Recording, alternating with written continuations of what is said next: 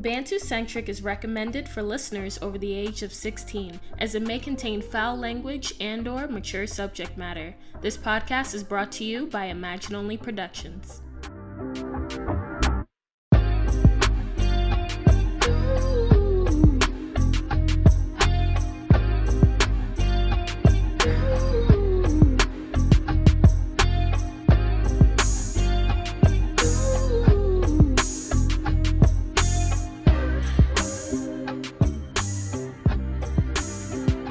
Welcome to Bantucentric. My name is Buck Rivers, and with me as always is my co-host Cheyenne Finch. We're a couple of Bantus discussing movies, music, relationships, and pretty much everything else. So I wanted to start off today with a little situation that I ran into in Harlem, which is where I live. And I just wanted to say it's interesting. It's one thing to hear a lot about all the situations with police officers and black people in the news and on social media and things like that. It's another to see the actual fear in person. So as I'm walking down the street, I leave my house and I see a man pulled over by two white police officers, and the man is black. And in my neighborhood, everyone that pretty much lives here is black, other than one white family on the block. So everyone walking down the street, comfortable in your neighborhood. They have a golden retriever and everything. It's amazing. Oh, wow. But everyone on the block is black. And when this man gets pulled over, this man is black. And you see people driving down the street and seeing him be pulled over. Cars start driving slower. People start walking slower. Everyone's got their eyes on the situation. The whole block is silent. And you can just feel the tension going on. And it's insane because I feel like we're all struggling with the idea, do we stay and try and defend him? Do we keep going and save our own lives? What do we do? Just start filming. Yeah. Yeah, is this a dangerous situation in the first place? Because that was my thinking. Are these police officers doing their job, or are they taking advantage of their position? Am I real life watching things I've seen play out on the news? And that's what kind of... Yeah, I've noticed that too. It's like whatever's going on, you're nervous for the person because these cops, you know, you're expecting them to be doing something wrong. And so you don't know, should I jump in? And it's like, nah, this guy just shot 3 kids. Right. Like, oh, never mind, officer. Like, my bad. Sorry. Like, you deserve to go to jail, nigga. Right, it's just... Stole cuz car. It's just so Stolen crazy to baby. me. Like, just to see it go down. Because honestly, I wouldn't be surprised if this dude was speeding or doing something that warranted being pulled over. Honestly. Yeah, stealing babies, yeah.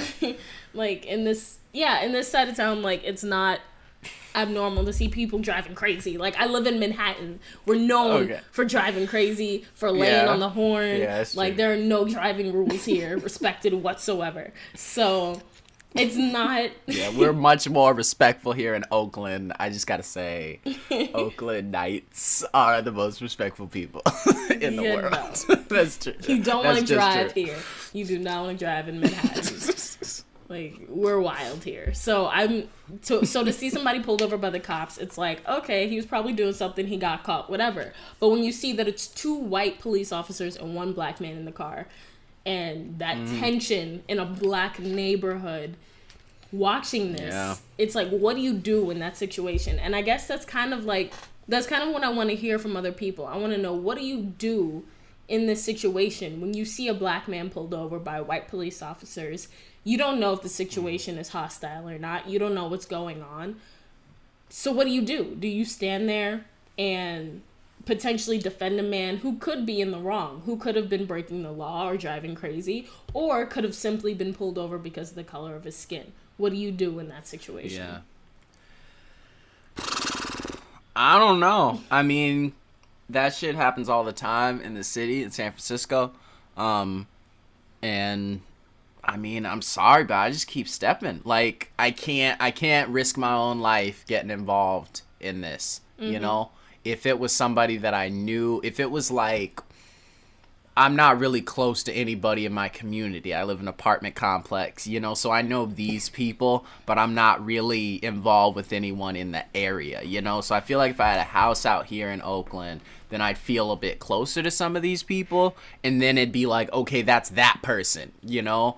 And it sucks. I'm not saying that you shouldn't care unless you personally know the person, but like, I don't know. It's sad, but I'm used to seeing it so often that it's like, what, like you said, this could be, I don't know the whole situation. So if I jump in here, I could potentially get myself killed, you know? Especially when it's like the friends and family of these people, they're filming and stuff, and they get arrested too, you know? So I'm not really walking up on some random situation, you know? I don't know. Especially with it's cops. If it was just some white person doing something, I'd probably jump in. But the fact that they could kill me at any moment, you know, along with this dude, I'm sorry, but I don't want to be on the ground too when I really didn't even know why they had him, you know, in custody or whatever.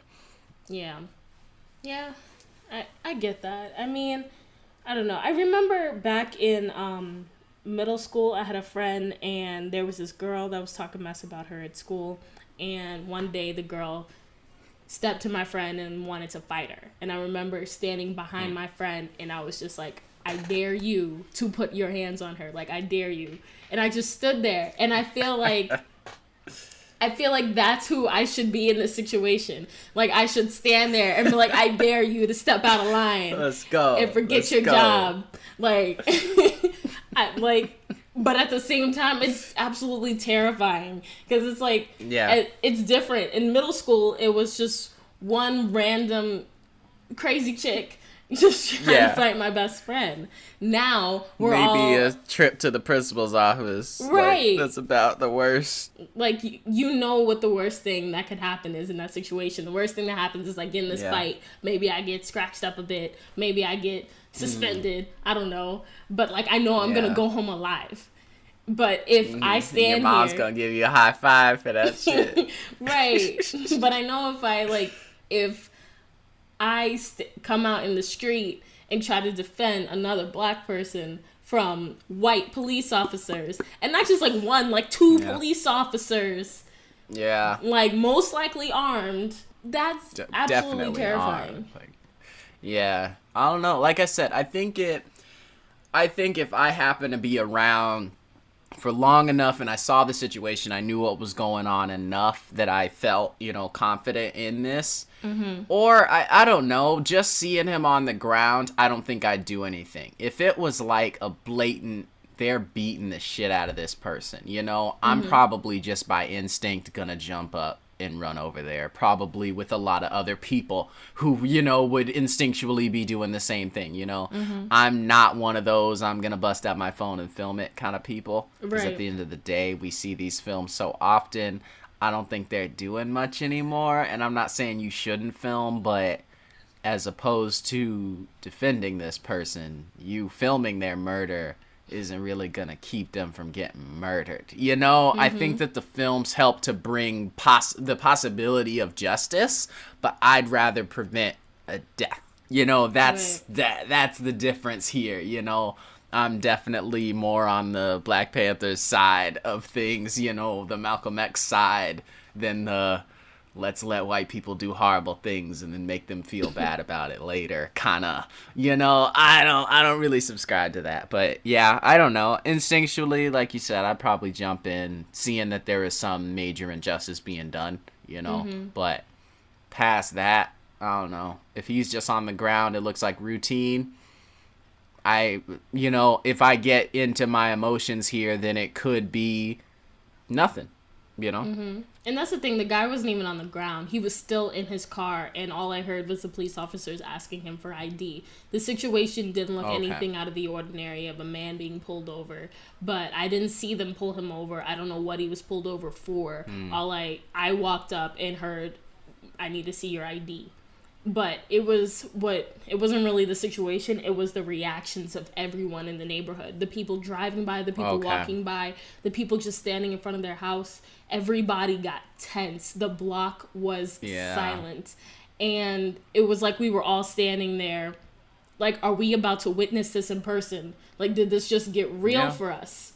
And that's the thing. It's crazy because, like you said, like, I don't want to stand there and record it. I kind of understand why some people record it. They want to have evidence that they could hopefully use in the future. I don't see the point of recording it and posting it on social media. Like you said, I think we've seen enough of it. Hey, look at this man get killed. Great, you know. But it's like, what are we gonna do about it? And it's all about the system. We need to figure out a way that will really reach the system, because sharing murders on social media isn't working. That worked for awareness of the issue. We are now all aware. What do we do now that we have awareness? What's the next step? Yeah. And I think that's what we really need to discuss as a Black community. What can our next step be? Like, we need to stop recording and start doing. I don't know. I definitely think that fear is such an important factor in all of this, you know, just because I've been in a situation where I was in the car with some dumbass white people. Long story how that ended up happening, but it was a simple thing. It was like it was night and they couldn't really tell.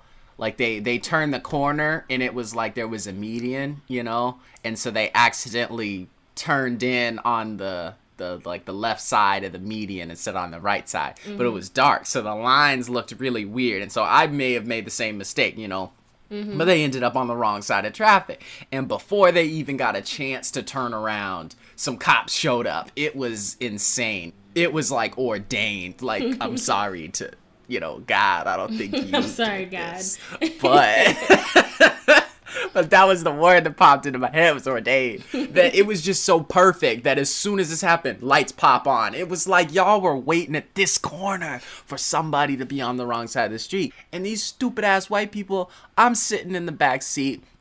They're like, oh my gosh, what's going on? Blah, blah, blah. And the cops are like there, and they like shine the light in it. I guess the guy was getting out, but because the light was shining, they couldn't see that one of the cops was out of the car.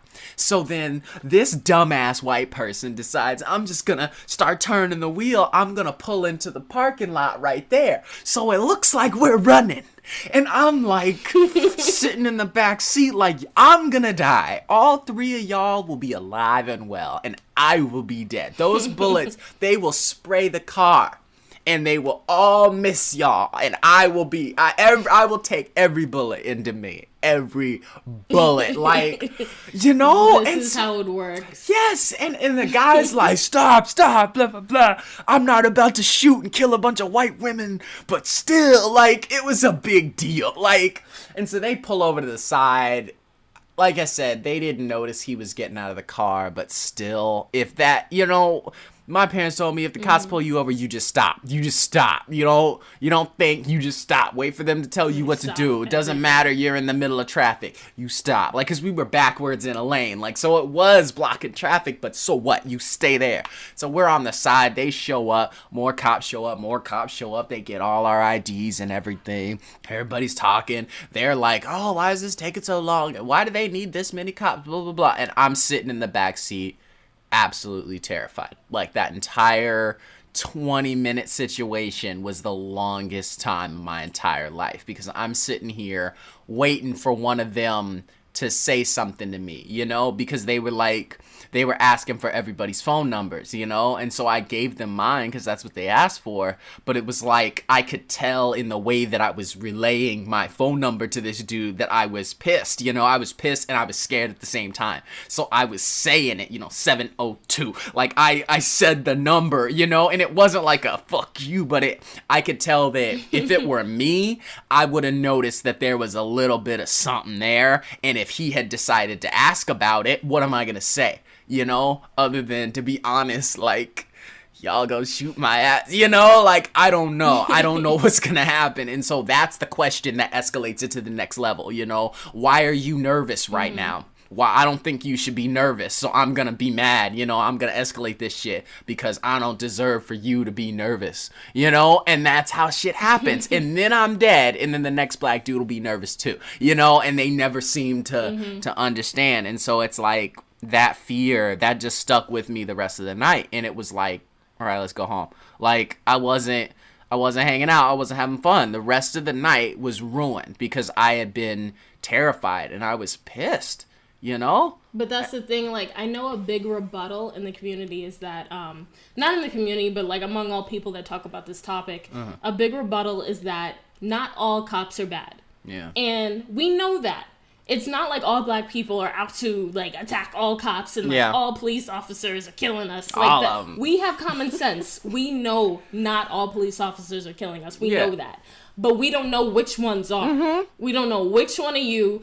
It takes nothing to tick. It's like when they say, if someone hands you a bowl of Skittles and it's like, oh, only 10 of these Skittles are poisonous. Go ahead, have some. Exactly. Like, I'm not going to trust any of the Skittles because something in there is poisonous and I can't tell the difference between each individual Skittle. Yeah, and white people don't get it because they'll go up and grab and touch every single dog they see on the street. And some of them dogs gonna bite you. And it doesn't matter how many times they get bit, they're gonna, oh my gosh, and bend over and start grabbing everybody's dog. And I'm like, I've been bit by a dog. So when I see a dog, I'm not touching the thing. It doesn't matter, you know, I'm not a dog person, so whatever. But at the very least, you ask the question. White people just jump into shit. Doesn't matter how many times they learn the lesson. They just jump in. It's not that all dogs bite. It's not that all dogs are But I don't know this dog. Some dogs are real cute and safe and fun to play with. But you can't decipher you got some the common sense, between all of them. And you wait until you figure out otherwise. Yeah, like, honestly, I have a Yorkie. My Yorkie is 5 pounds. He's adorable. He's lovely. Yeah, I don't think I touched your dog. You.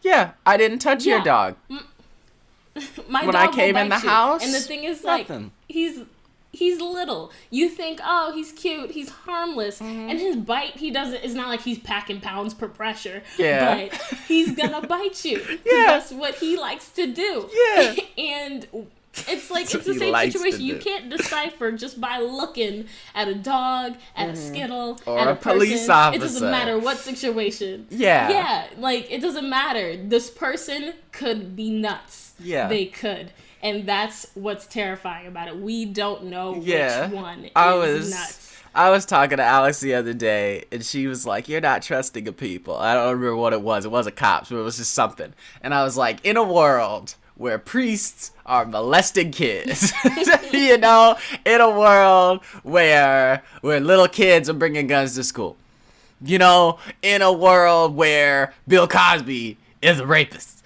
Like, you can't be trusting people. I could see a dwarf nun, small, female, fragile, skinny, no muscles, none.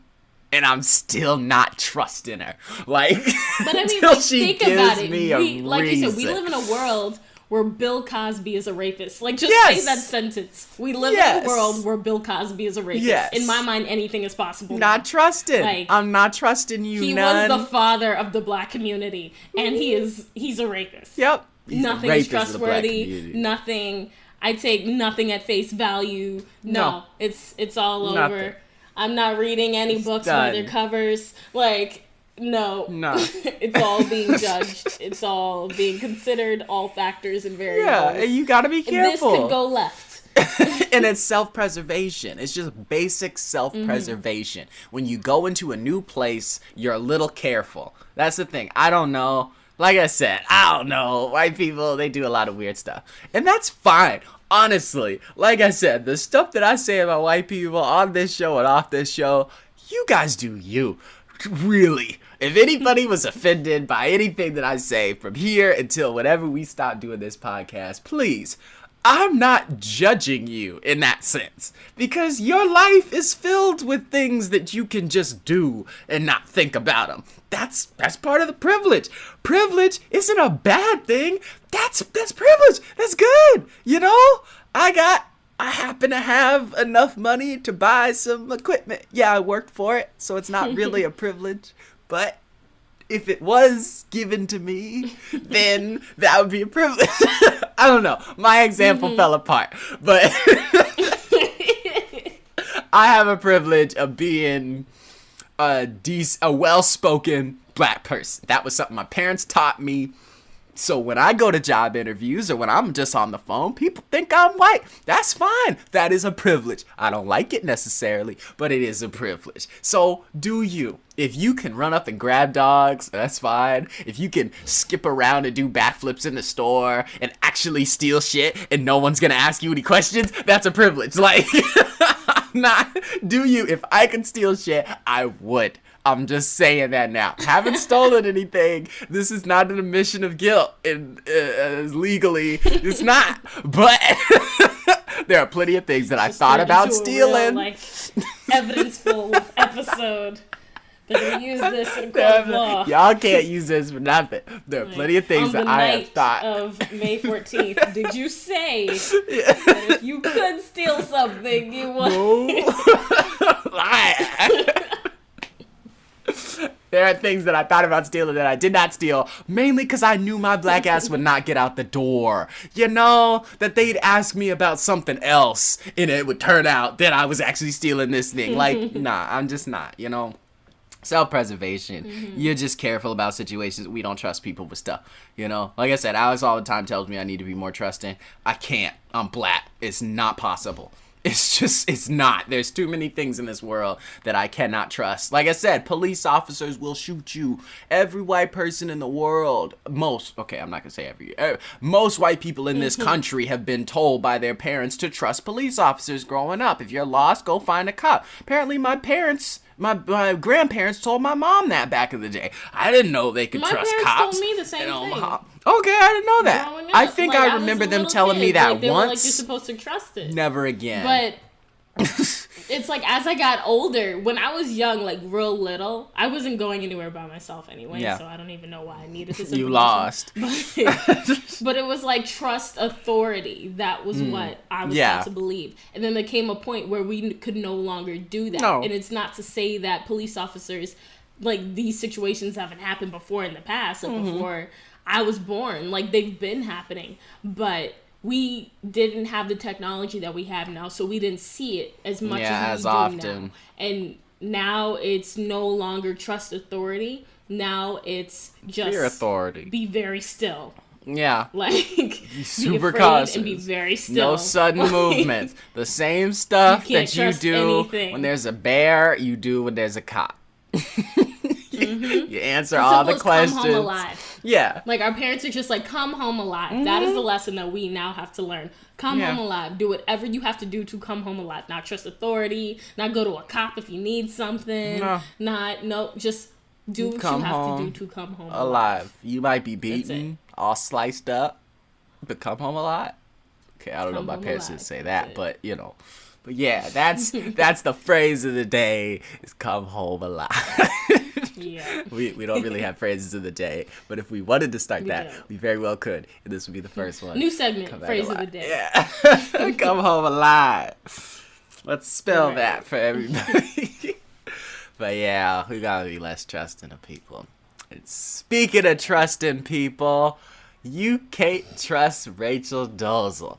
Now, she just released, Netflix just released a documentary about her. Maybe not just, I just found it. Like, I don't know if it was on there when it came up. But we watched it last week, and wow. Like, for those three of you who don't know who Rachel Dolezal is, she is a white woman who pretended to be black for years on end.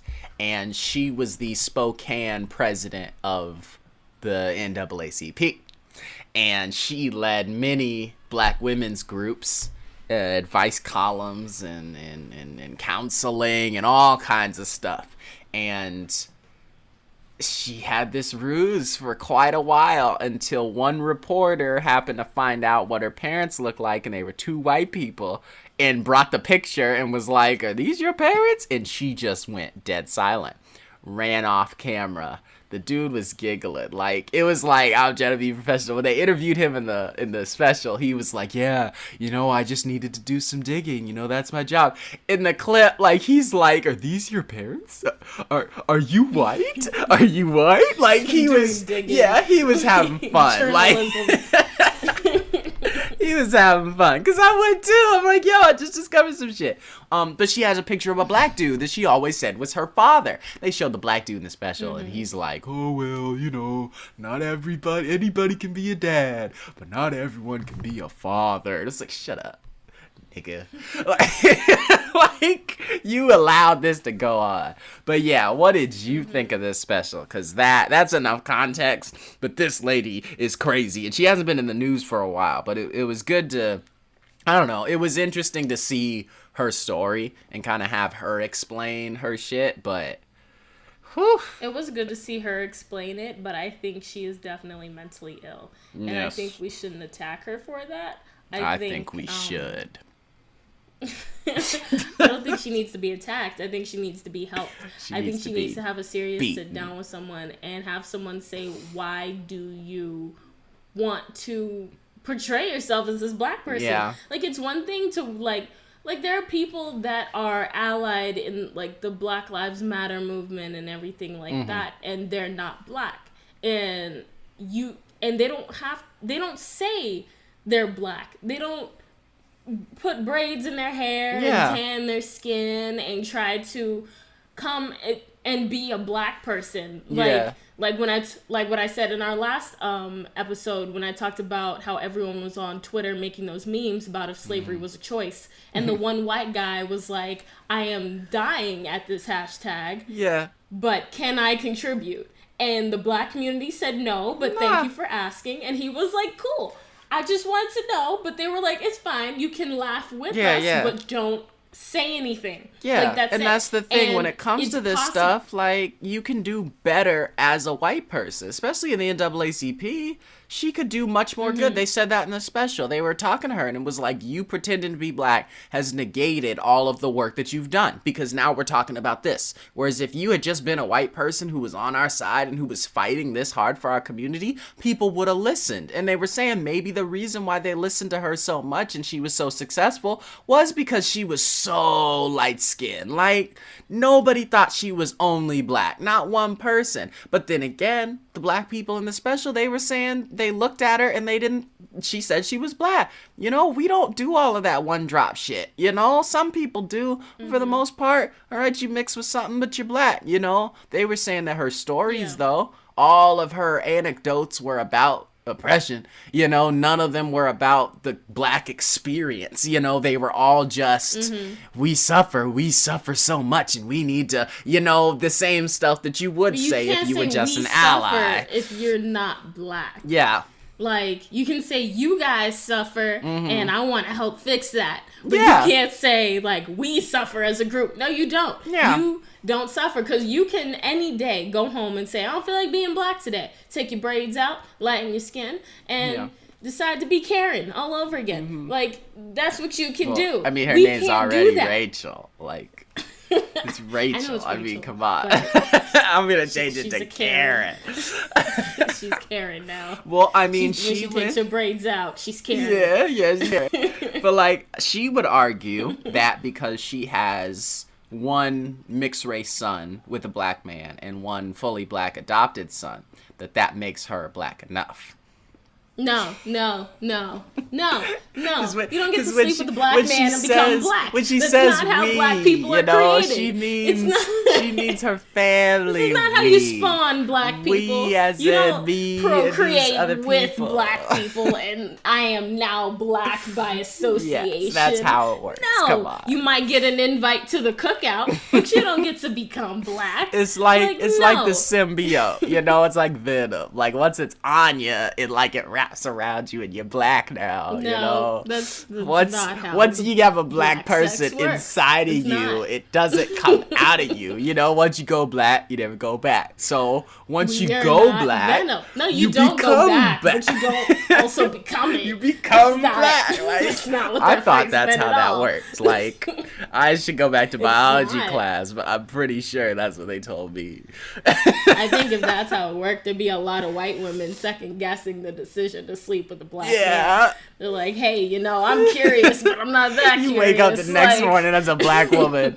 Whew, that's a good movie idea. And be like, oh, no. You sleep with a black man, wake up as like, a black woman. I'm beautiful, woman. but I am now oppressed. Yep. Like, and then you gotta live through. Like, no. That'd be cool. It's not biology. It'd be like, there's a movie, Black Like Me, and that's like an old movie where a white man pretends to be black, and apparently that's something that actually happened, and so they recreated it in the film. But then there's a movie called The Black Klansman, and any of y'all look up The Black Klansman. I'm pretty sure you can find it on Amazon Video. It is amazing. Like, this is the saddest thing. This movie came out in like the 50s maybe.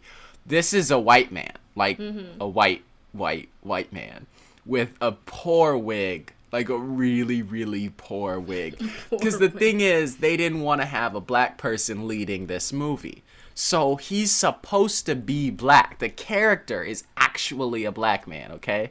But he's played by a white man in blackface, who then strips off his fake blackness to become a white man. But it didn't take long because he wasn't even very dark-skinned and that wig was not convincing. So when they show him in the next scene as himself, they're like, wow, you're a real convincing white man. And then he like infiltrates the Klan and shit. But it's the best scene in the world because it's like he's with this white lady, and then his daughter, I think, gets killed by the Klan. Bear in mind, he's supposed to be a black man. His daughter gets killed by the Klan. He like picks up the phone, and someone's like, "Yeah, your daughter's dead." And then he's like, "No," and he like hangs up the phone. And then the white lady's like, "What's going on?" He loses his shit and chokes this lady to death. And he's like, "You white woman," and he's like, "White." What? He's choking this lady.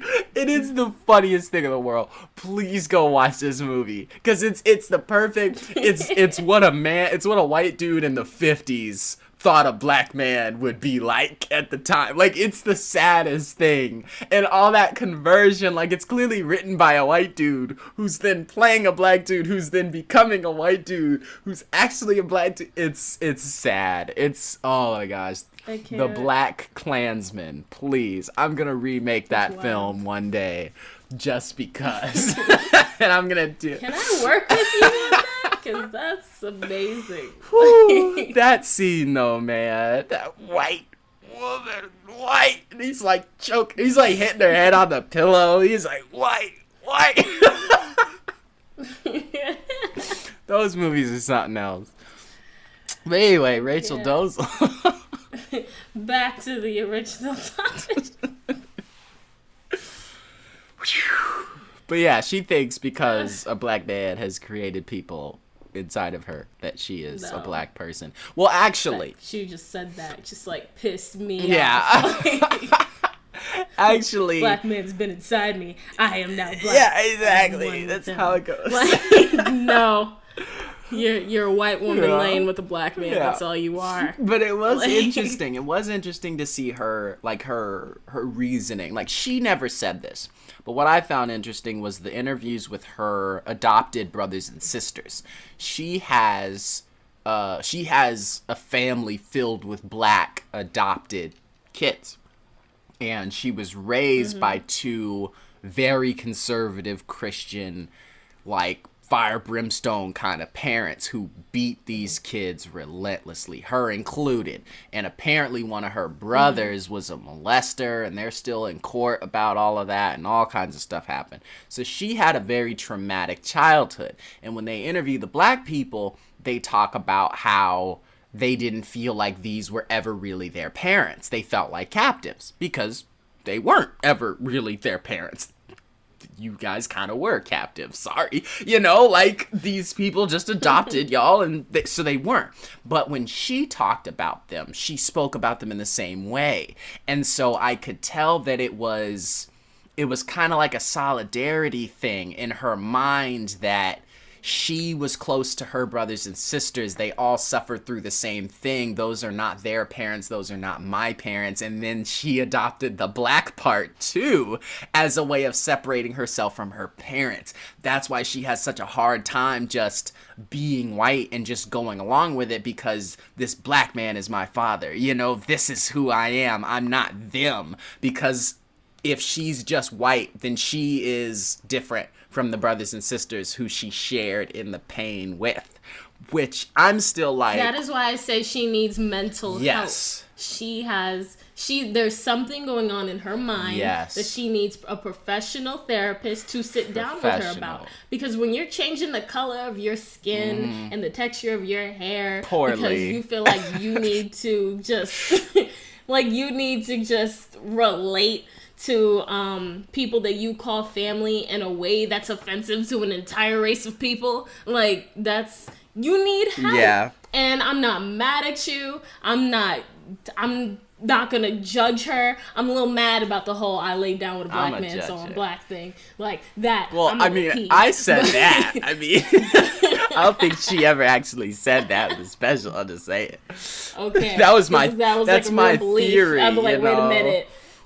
Maybe we need to talk about this. No, because she does put her kids in there. Like, that's something else also that they put in the special, was that she would often have her kids participate in rallies and stuff, have them laying on the ground, with other black people saying they're dead and that kind of thing. And she was always like, my black sons, my black sons, my black sons. Because she had to say they were black because she is not. And so it was like, she did sort of exploit these kids for the purpose. And the kid, like the younger kid and the older one, were both on her side in the beginning. Later on in the special, older kid, he's gone. Like, because he had already graduated and everything, so he didn't need to be around. But he was like, I'm done with this. Like, as the publicity rose with this whole situation, he just kind of left. And then the younger kid, as much as he was on her side in the beginning, he was just like, Mom, like, stop it. Why do you have to keep... this woman wrote a book. She changed her name to a very African name at the end of this special. Like, she refused to let it go. And she had just had another kid. And so she has this newborn baby who's also mixed. I'm not sure if it's the same father as her other child, but I don't know. But it kind of ends with her in the name change office giving them an African name, and the lady's trying to pronounce it. The white lady at the desk is trying to pronounce this name, and she can't pronounce his name. And it's just, oh my gosh, like you said, but she that's needs the thing help. that kills me. Like, she shouldn't have to change like that. It's one thing to be like partnered with black people and to want better for society as a whole. For sure. It's not even wanting better for black people. It is wanting better for everyone. Yeah. Like, to want like oppression and murder and things to stop. That shouldn't be something that's just like singling out black people. This affects all of us. You can be part of that movement and not change your name, skin color, and hair. You can look like you and still do good things. And she clearly, like, she needs help. And that's why I'm not mad at her. I'm not sitting here, I don't want to bash her. I don't want to go off on her. None of that. If I met her in person, I'd be like, you need to talk to someone and figure out why you feel the need to change yourself into a black woman, because that's not normal. That's not natural. You don't need to be a black woman. Yeah, and it's disrespectful, because I'm like, if you claim to care about these people and claim to understand us, then why do you have to pretend? Why do you have to hide? Why do you have to defend your right to steal something, steal our identity? And you don't seem to understand. That's the thing. There was a white dude who sadly is another reason why I go by Buck and not William, because his name was William. He was in the BSU, and he was like, oh, well, I grew up around a lot of black people, so I'm black too. I don't really believe in naming races, blah, blah, blah. And the people who were there, like the co-presidents and stuff, they didn't want to go hard on this dude. There was a president, I was the VP. I started it. I stepped down to VP. It's a long story. And then we had another officer, I was just like, nah, let's get rid of this. And I've talked to them recently about it. They don't remember this guy. And I'm like, come on. I was constantly ranting about this dude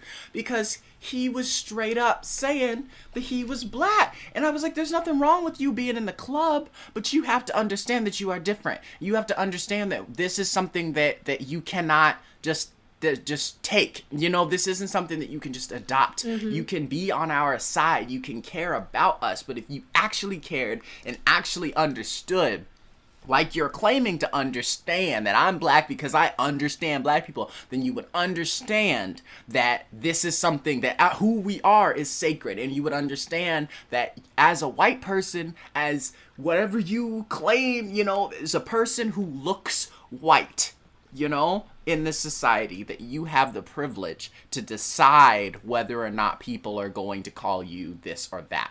And I couldn't stand by and just let him continue doing that, because he was causing disruption and confusion in a place that was meant to be a safe space for black people to be who they are. And he's just up here saying, oh, well, I'm you too. No, I'm sorry, but you don't get to decide that. I think what Rachel needs to understand, I almost called her Karen. I think what Rachel needs to understand is that at the end of the day, if she were to decide I'm going to be a white woman today, she could do that. Mm-hmm. And it wouldn't just be changing her physical appearance, it would be changing her entire life. She wouldn't get looked at anymore. She wouldn't get judged. She wouldn't be oppressed. She wouldn't be part of the struggle. No. She could wake up tomorrow and change her face. We, as black people, can't do that. No. We are born this way. We live this way. This is our lives, and we can't run from it. Michael Jackson we have to face it every day. Sammy Sosa's doing it. Stop. I don't even want that man is scary, get into that. That man is scary. Like, how? Like, is he claiming that that's natural? Like, do you know? I don't know. Because he's scary. I don't know. He's straight up scary. He's terrifying. I can't. Like, the whole situation. Anybody that's just like, I can't. I'm not even gonna touch on I want him and Rachel to have a conversation. I want to see what Sammy Sosa has to say about Rachel Dolezal. Get married. Rachel Dolezal and Sammy Sosa. And to stay in their own little bubble and to just live in a corner somewhere where they can't hurt us anymore. Well, technically, I don't. So nobody's like, "Oh, you slandered Sammy Sosa." I don't know. I don't know. He appears to be someone who has bleached his skin. If he has not, that's fine, sir. You do what you do. Like I said, you have the privilege in this world to be rich enough to bleach your skin and look like that and get away with it. If I came to school looking like that, my ass would get beat. If I walked into BSU, that's what it is. You have the privilege looking like Sammy Sosa. To do it. Yeah, exactly. Like, Michael Jackson. If anybody in the hood looked like Michael Jackson, yo, there's no way.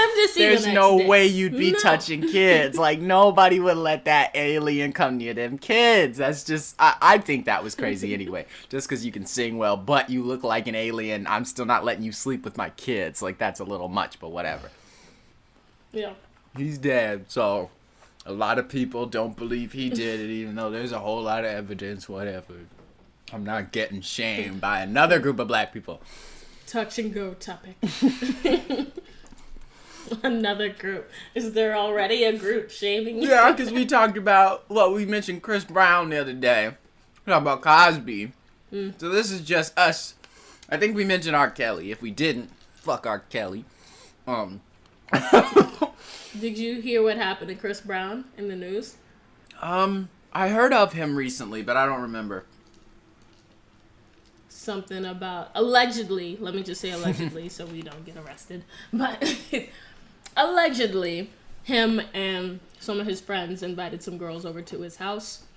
I think convincing them that they were going to record. This was like a big career move or something like that. And then they get the girls to the house. The girls get in the recording studio and they realize everyone's smoking dope. And they're like, one girl says, I don't want to be a part of this. And she's like, but when you go to a celebrity's house, some celebrities will confiscate your phone because it's like, you're coming to my house. I don't want my business everywhere. Yeah. Let me have your phone. So the girl is like, give me my phone. I'm going home.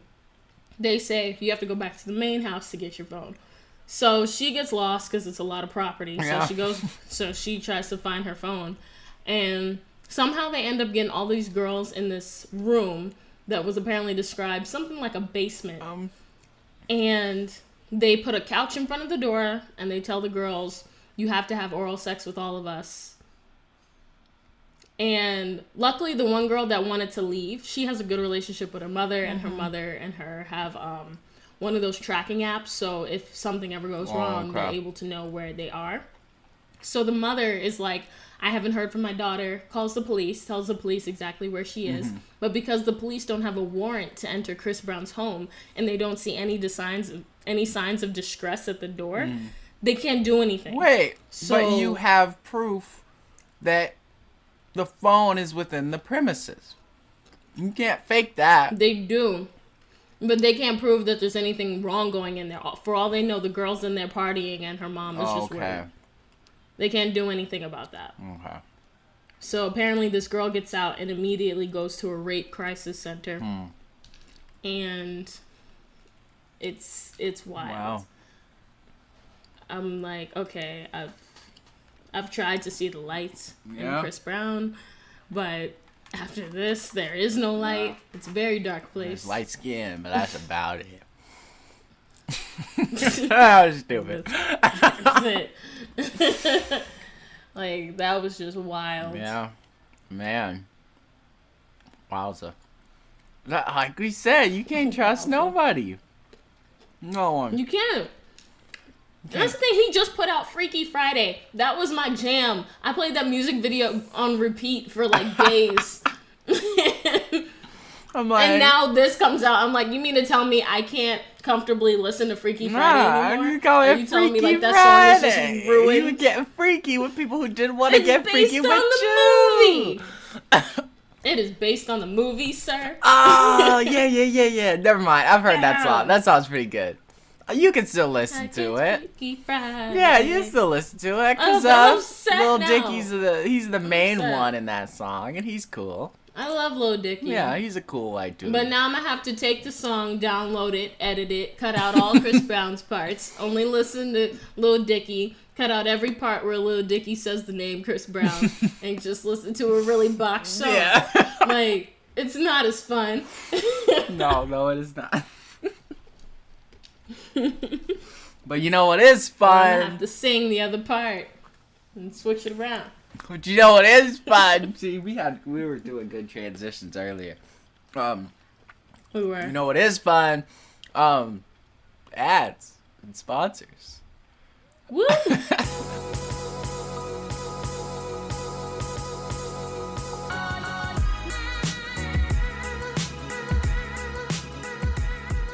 Yes, I do have a plug for today. Okay.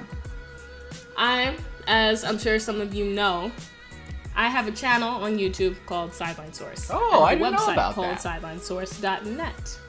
Yes, it's very good. It's good to know. Talking about NFL, anything football.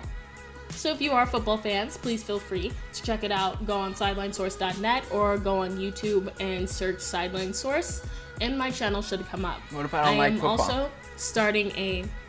I'm sorry? What if I don't like football? Well, why did you have to ask questions?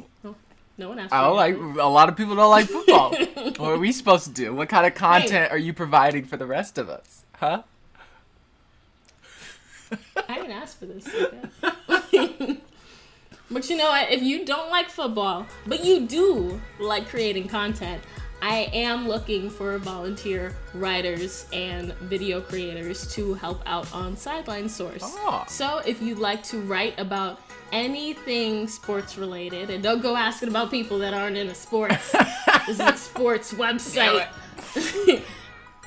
So if you like to write about any sports, soccer, basketball, baseball, even esports. Esports! I was about to ask. All right, cool. Even esports, that is a sport, yes. You are welcome to email me at cheyennefinchss@gmail.com. Let me know what you're interested in doing, and we'll talk a bit, and I may even add you as an author on the site. So feel free to let me know. I am always open. I just might look into it, because I didn't know anything about it. You just might learn a sport. Yeah. I'm gonna go start playing basketball.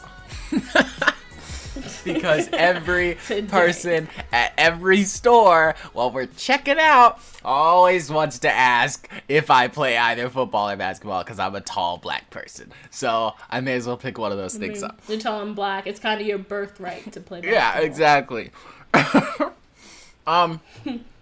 So you know what is somebody else's birthright because they're black.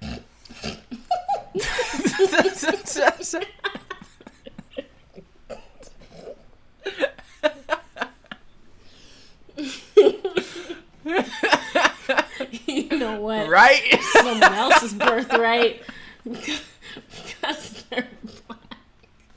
This is a Bantu of the day. And Dun, dun, dun, dun. oh wait, hold up. No. This is the worst podcast. I was gonna do a plug and I forgot until I pulled up this page here.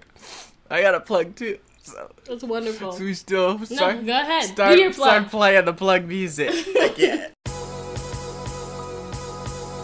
Forget the segue. Suck at segues. Yeah. Just do your plug. So I wanted to continue the trend of last week and plug things that I am personally doing because, I just wanted, I can't technically plug the thing that I'm working on, but I did want to plug a wonderful creator that I've recently met that I will be working with very soon. Her name is Iyabo Boyd.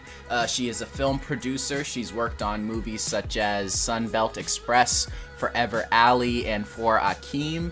And she's the founder of Feedback Loop.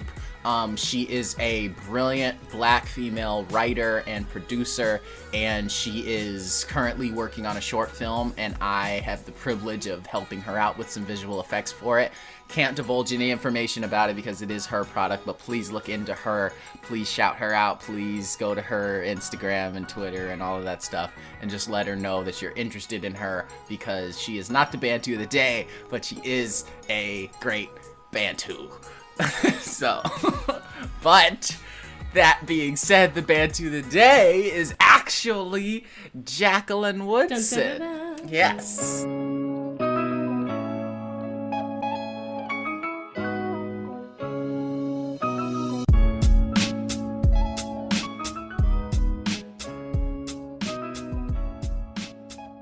Born February 12th, 1963, is an American writer for the books for children and adolescents. She's best known for Miracles Boys, her Newbery Honor winning titles, Brown Girl Dreaming, After Tupac and Dee Foster, Feathers, and Show Way. She was named the National Ambassador for Youth People's Literature by the Library of Congress for 2018-2019. She's a writer. She's American. She does young adult fiction. Black? What's that? She's black? Yes.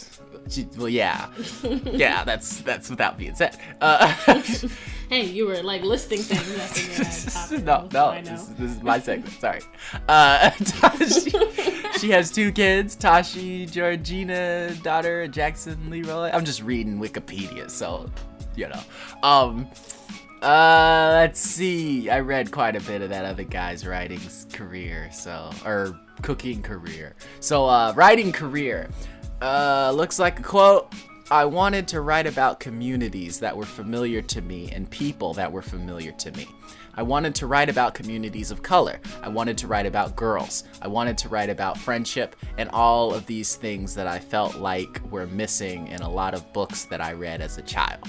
That is not in quotations, but it's written as a quote on Wikipedia. So if you didn't say this, ma'am, very sorry. I can't fact check information that's on Wikipedia. It's a site where anyone can edit. So, but we're still gonna honor you, even though our information is shoddy. After college, Woodson went to work for Kirchhoff Wahlberg A children's packing company. She helped to write the California Standardized Reading Tests and caught the attention of Liza Pulitzer Voges? I'm not sure. I'm bad with words. A children's book agent at the same company. Although the partnership didn't work out, it did get Woodson's first manuscript out of the drawer. She then enrolled in Bunny Gable's children's book writing class at the New School, where Bebe Willoughby, an editor at Delacorte, heard a reading from last summer with Maison and requested the manuscript. Delacorte, man, there's a lot of names and words that I'm tripping over today, so I'm sorry, my reading is bad. Long segment. Brought the manuscript, but Willoughby left the copy before editing it, so Wendy Lamb took over and saw Woodson's first 6 books published. That information may mean nothing to the people who heard me very poorly read it, but please look into this person. We picked these Bantus of the day for absolutely no reason whatsoever other than to shout out brilliant black people. She's a black person that's doing a lot. I definitely looked into our last Bantu of the day, and I'm probably gonna buy some of those cookbooks because he's got some good stuff. So I'm gonna look into Jacqueline Woodson. Like you already own one. Well, I didn't. I thought I did. I looked. It's a different one with a very similar title. So you may want to... See how these questions just throw you off? That's how it feels to get questions. I'm good. In the middle that of your doesn't segment. throw me off nothing. I'm fine. I'm just... Do you feel uncomfortable? No, I don't. Do you don't. understand? I don't feel uncomfortable at all. This is easy. Bring on the questions. Let's go. This is my element. She has, she has some of the themes in her writing. That's, let me see. Some reviewers labeled Woodson's writing as issue-related, but she believes that her books address universal questions. She has tackled subjects that were not commonly discussed with her books when her books were published, including interracial couples, teenage pregnancy, and homosexuality. She often does this with sympathetic characters put into realistic situations. Woodson states that her interests lie in exploring many different perspectives through her writings, not enforcing her views onto others. Please, like I said, look her up and continue here. She has a lot of very interesting themes that are very pertinent to today's reality, and I think that's awesome. Like I said, I'm definitely gonna look into her. I think these Bantus of the day are random but very enlightening. I don't know. I hope that you guys like these, and I hope, again, like the last person, Jacqueline Woodson, I'm sorry that we're really stupid. I hope you have a sense of humor, but I'm definitely going to tweet at you, and I hope you enjoy being shouted out for absolutely no reason other than that you are Bantu and that you are great. Strong black woman. Yes, thank you. I love it. So thank you for doing what you do, and I will look into you as soon as we finish up here. Thank you for being black. Yes. You could have chosen any race, but you chose ours. Yes, you did. And we appreciate it. Thank you. Appreciate your business. And the fruit basket will be in the mail. No, it won't. Don't look for that. That's not true. That's a lie. Along with the postcard. Yeah, of course. So, what's our next not segment? I think our next topic should be something that is very pertinent to me because I'm freaking out. And so I wanted to get your opinion on situations without divulging too much of my personal life. But as my best friend, I was going to talk to you about this anyway. So why not? We're going to continue on the relationship path. Perfect timing. As usual. When everyone's listening. Yeah, as usual. We'll go ahead and end this show with a relationship-esque topic. My question is... Where did I write it? It's in the notes. Relationships during times of transition. So graduating, potentially going to different places, that sort of thing. So I'm going to be graduating very soon. Alex is also going to be graduating very soon. Congratulations. She is I have another year. Oh, okay. Well, you're a slacker. Come on, you got to pick up the pace. Sucks for me. I am not a slacker. You're not working hard enough. That's what's wrong with black people. You know what? I have a 3.95. That's right. That's My good. GPA is amazing. Mine is very middle of the road. But I'm an art student, so it's not about the grades. It's about the passion and the heart. So, Tell that to graduation. Yeah, you had a lot of heart. Here's your heart certificate. Get out of here. You have a lot of heart. Got a degree in heart. Have a nice life. See you next semester. So I'm going to be graduating soon. She's going to be graduating soon. And we're in different industries. I'm in the animation industry, film industry. So Los Angeles is the likely place for me to end up. And she's in the fashion industry. And so New York is a very likely place. And I don't know. I've talked to a couple of different people about it. And I'm obviously looking for companies that could be in both places. But it's I don't know. It's depressing to think of, so many relationships that just die because the people have to go in their separate ways because of careers and that sort of thing, And in a lot of cases, you'd have one person who isn't quite as determined, on one track or the other. And so it would be more flexible. I'm definitely more flexible, not because of my commitment to my career path, but just because you can kind of make animated movies from anywhere. You definitely need to be in-house when you're a producer, but there are ways that I can do. I'm also a writer, so I can write and make money with screenwriting without being in a certain location, and so that can be cleared up. That's completely possible. But it's just the question of, I don't know, neither of us are going to just settle, as far as careers go, but I want to end up in the same place, and I don't think we function well long distance, and so there's just a lot of questions up in the air, and I don't know, a lot of people are probably dealing with the same thing right now as far as graduation goes. Pretty much everyone who's graduating that's also in a relationship is probably having the same conversation, so I thought it'd be an interesting topic. Well, definitely never, in my opinion, never give up your career for a relationship, ever. But I don't think you need to give up your relationship either. In my opinion, take it from someone who's been in a long distance relationship, like a real, I'm not saying like different countries, but like opposite sides of the country. That bastard. It's hard. It's. I mean, he was a great person. I had no animosity towards this person. Yes, I'm sure. Whatsoever. That's what you mean. But long distance is definitely very hard to do.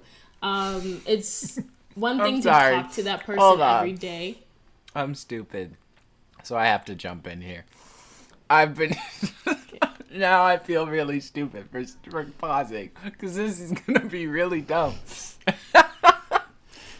It's too late. It's point and overturn. This is not as funny as I think it is. I've been eating blackberries during our podcast.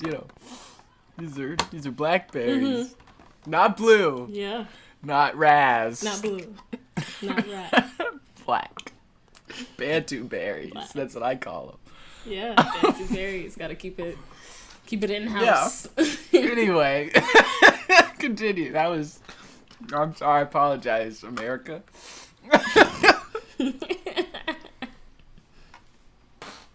You were saying. But anyway. But yeah, so long distance is definitely really hard to do. Me and my boyfriend living on opposite sides of the country, it's difficult. And it's because you can't see that person every day. And I know that some of our hardest times were when either he or I were having a bad day. And all you want to do is be with that other person. You want that other person to comfort you. It's like, my day is terrible. I just want to go over to their house and just cuddle and take a nap, or even just to talk to them with that physical presence. And to have to do everything on the phone or on video chat, it's very difficult. But I think if you really love each other you can definitely make it work. Of course, there are trips you'd have to like save up your money and like fly and do all that. But I think if you really love each other, no matter like how difficult it is, you can definitely make it work.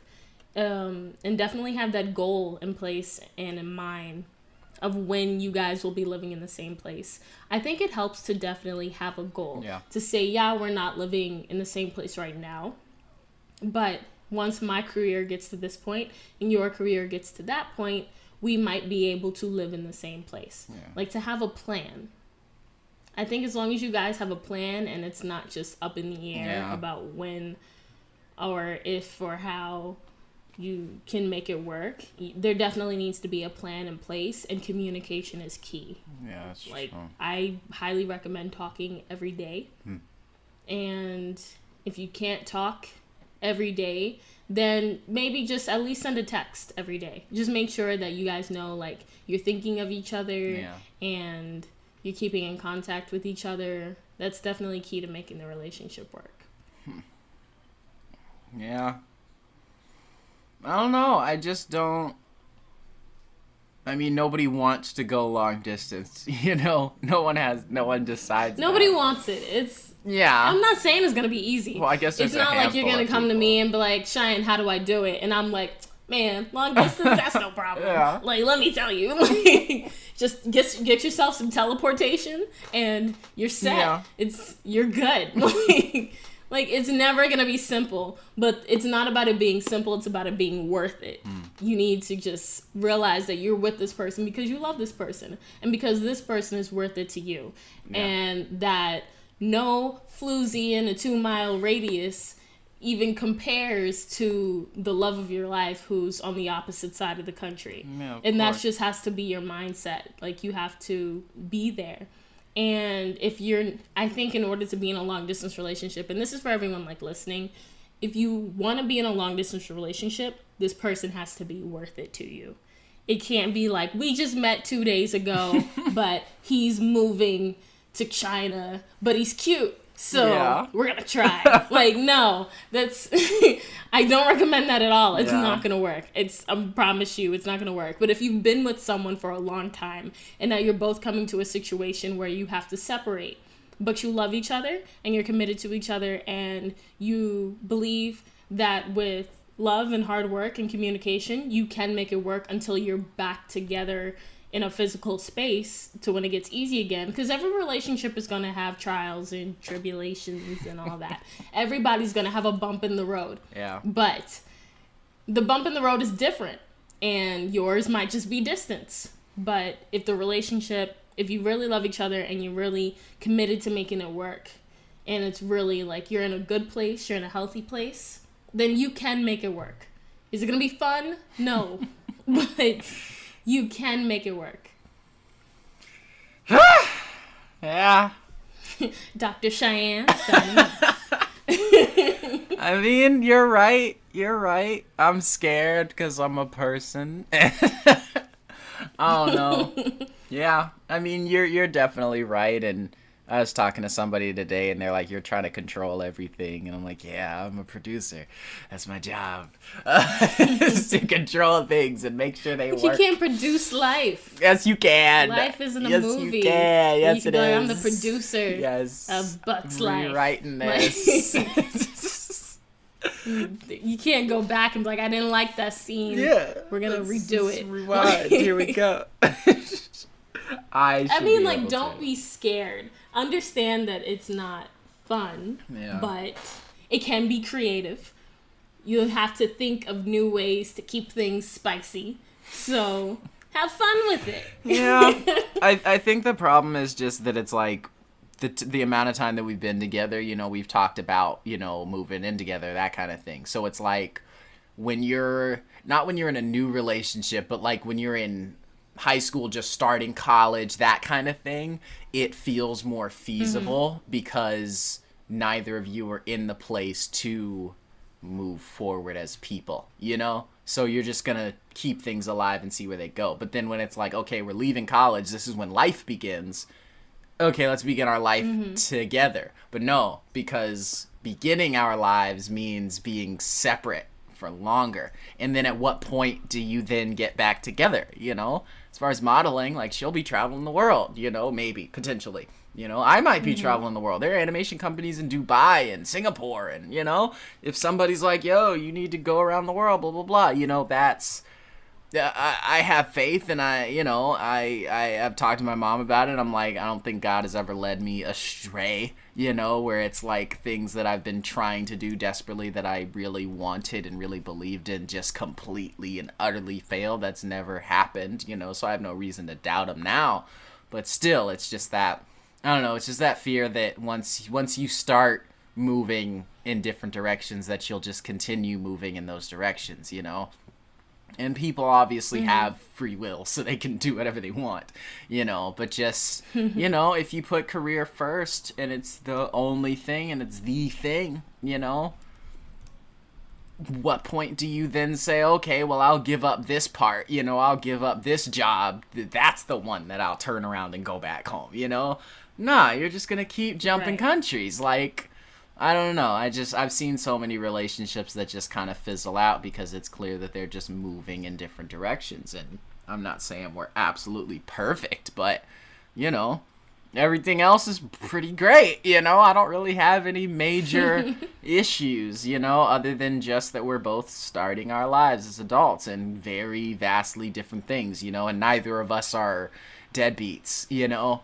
You know, olden days, traditional America, you know, the guy did his career and she just followed, you know. I'm not saying I want that, but I'm just, you know, I don't think people had those conversations, you know, even if you were going to college, you know, back in the 40s, it wasn't a question of whether or not you and your wife were going to be together, because where would you guys be? Of course you're together, you know, but just as we go forward, it's like you could potentially be with someone long term and they'll just be in a completely different place because you're doing different stuff. And life isn't survival, life isn't farming, life isn't, you know, having kids and settling down. It's work, you know. Life is career now for everybody. And so it's, I don't know, if you want to do something with your life and not just make a family, then you have to give up some of that, you know.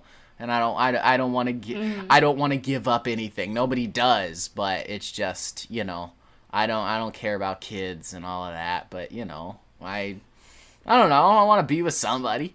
You know, I don't want to be with her. I don't, you know. I mean, like, it's wild for me. I love my career, and my career is my current baby, and I'm taking care of it, and, you know, as a mom, I'm just like, this is my priority, and I need it safe, and I need it growing, and I need it healthy, and everybody else be damned. Like, that's pretty much damn, like Simon, right? Damn you. Like, that's the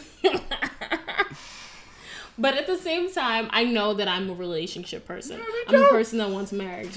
I want kids, like, and I see myself doing that. And I know that when it comes to career and relationship, those are two very difficult things to juggle. And sometimes I'm envious of those people that can say, you know what? I'm in love. And I pick the love of my life over all things. Yeah. And then they're actually happy. And and they get themselves a nice desk job, and they get married and pop out a few kids. There's no divorce. They're happy. None of their kids are serial killers. Yeah. Your kids grow up and they go to college, and you live a nice, normal life. You die nicely in your sleep. There's no cancer, no diabetes. You die next to your loved one. Live in a perfect Dr. Seuss world. Yeah, you're both old, and you look at each other, and you're like, I'm ready. Yeah, me too. You guys close your eyes, and God just scoops you up. That would be pretty awesome. Like, you know, God, let's the notebook this I'm ready. Thing. Let's notebook this thing. Yeah. Like, I just think although that movie has some beautiful. Major problems. Like, I watched like an analysis of that.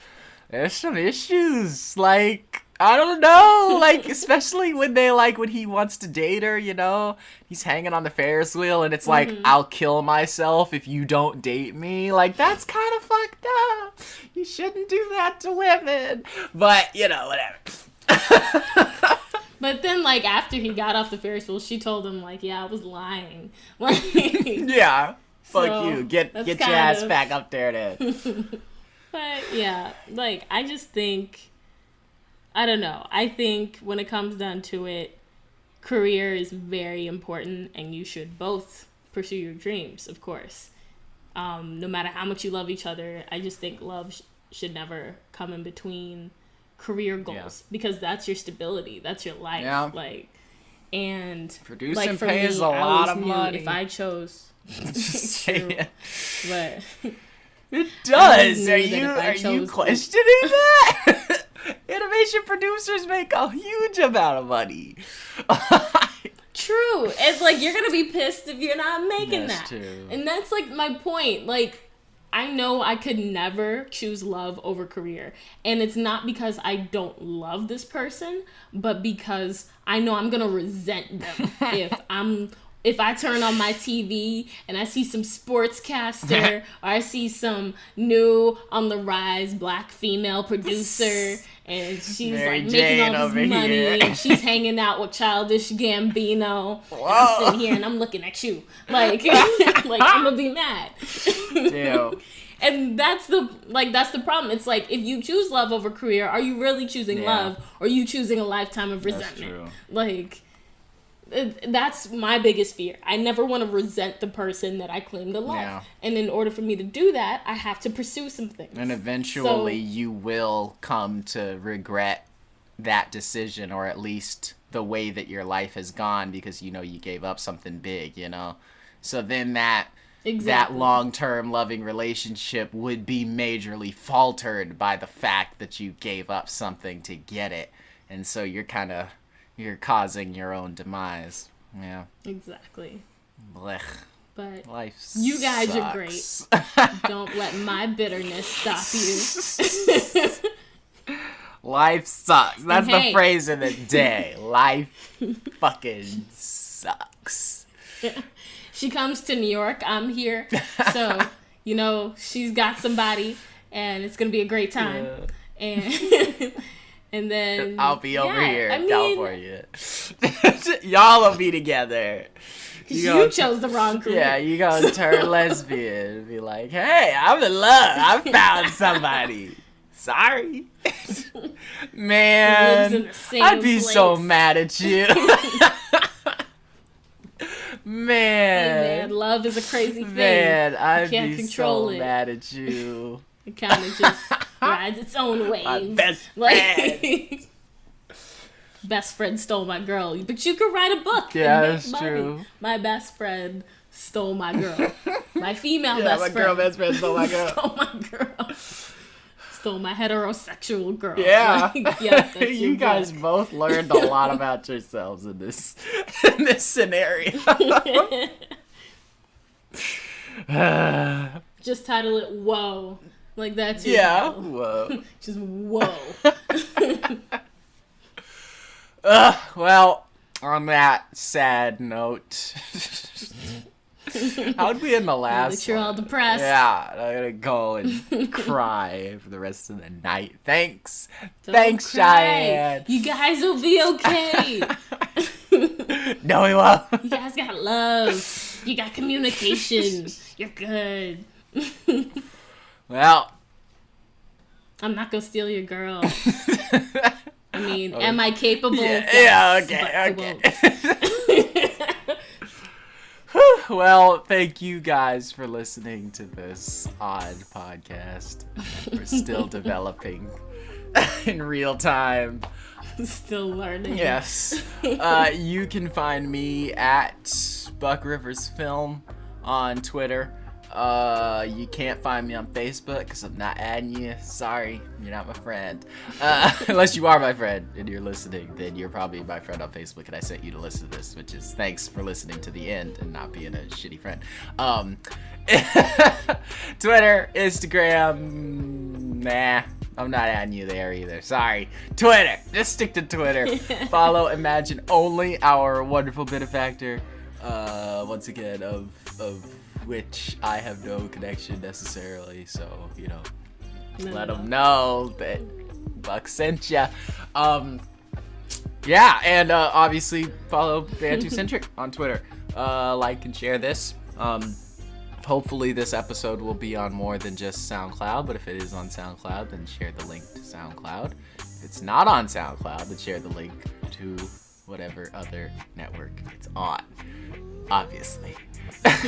And you can find Cheyenne you can find me on Twitter at Shy Productions, the CHEY Productions, or at Sideline Source. Oh, I didn't know about that. Yeah, I changed my Twitter name. This is great. So yeah, we're gonna get better at ending this show. We are. Well, see you guys. Have a good week, and as always, stay woke and stay Bantu. All right, see you guys. Bye.